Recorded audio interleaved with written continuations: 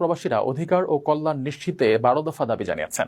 এর মধ্যে রয়েছে লাশ বিনা খরচে দেশে পাঠানো, বিমানের টিকিটের দাম কমানো, প্রবাসী পরিবারের নিরাপত্তা, অবসর ভাতা, উন্নত চিকিৎসা সেবা, প্রবাসী smart card issue, visa syndicate ভাঙা ও দালালমুক্ত পাসপোর্ট সেবা। তাদের মতে এসব দাবি পূরণ হলে প্রবাসীরা আর্থিক ও মানসিকভাবে আরও অনুপ্রাণিত হবেন।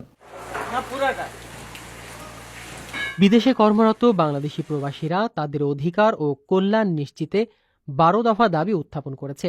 প্রবাসীদের ভাষ্য মতে তাদের রেমিটেন্স দেশের অর্থনীতির অন্যতম প্রধান চালিকা শক্তি হলেও প্রয়োজনীয় সুযোগ সুবিধা থেকে তারা বঞ্চিত। দাবিগুলোর মধ্যে রয়েছে প্রবাসীর মৃত্যুর পর লাশ বিনা খরচে দেশে পাঠানো, এয়ারপোর্টে ভিআইপি সম্মান, বিমানের টিকিটের দাম কমানো এবং প্রবাসী পরিবারের নিরাপত্তা নিশ্চিত করা।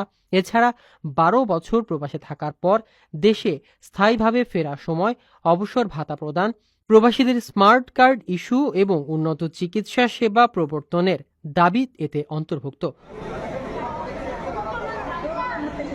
প্রবাসীরা আরও দাবি করেছেন ভিসার দাম সীমিত রাখতে সিন্ডিকেট ভাঙা, পাসপোর্ট সেবা থেকে দালাল মুক্ত ব্যবস্থা নিশ্চিত করা, শর্তহীনভাবে প্রবাসী কল্যাণ ব্যাংক থেকে ঋণ প্রদান করা, 4টি মোবাইল কাস্টম ফ্রিতে আনার সুযোগ এবং অন্তত 40 ইঞ্চি এলইডি টিভি শুল্কমুক্তভাবে দেশে আনার অনুমতি।